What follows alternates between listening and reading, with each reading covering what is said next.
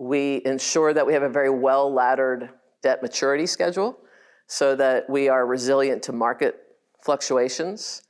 And most importantly, we have ample free cash flow and almost a full availability on a $1.5 billion line of credit. So plenty of financial capacity to be opportunistic and also to play defense when necessary in tougher times. I'm here today with Lisa Palmer, President and CEO of Regency Centers.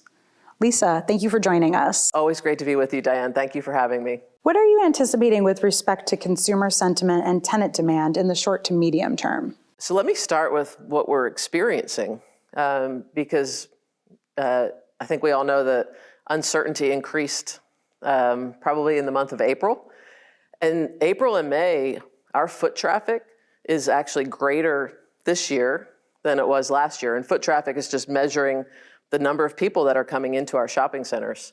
So while there has been a decline in consumer sentiment, we're not seeing that at our shopping centers. We continue to have really strong operating fundamentals, and demand for our space, our tenant demand, remains exceptionally strong. We just came back from the ICSC annual leasing conference in Las Vegas, had over 400 meetings, and the demand for our space from retailers that are expanding continues to be robust.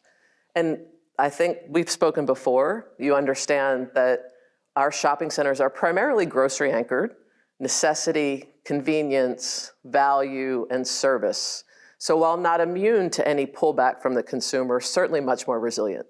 And how have you positioned your balance sheet in order to be the most effective and successful in today's markets? We are really proud of our balance sheet.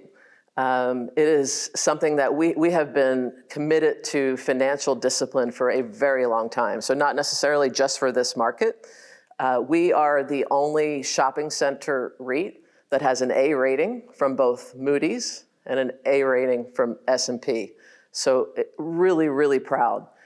We target net debt to EBITDA in the 5 to 5.5 times range. We ensure that we have a very well-laddered debt maturity schedule so that we are resilient to market fluctuations. And most importantly, we have ample free cash flow and almost a full availability on a $1.5 billion line of credit. So plenty of financial capacity to be opportunistic and also to play defense when necessary in tougher times.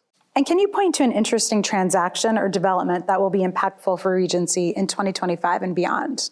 Love this question. It allows me the opportunity to talk about our development program. So not necessarily a single transaction or a single development. We have the best development platform in the business, and it's something that we are really proud of. It is a differentiator for Regency.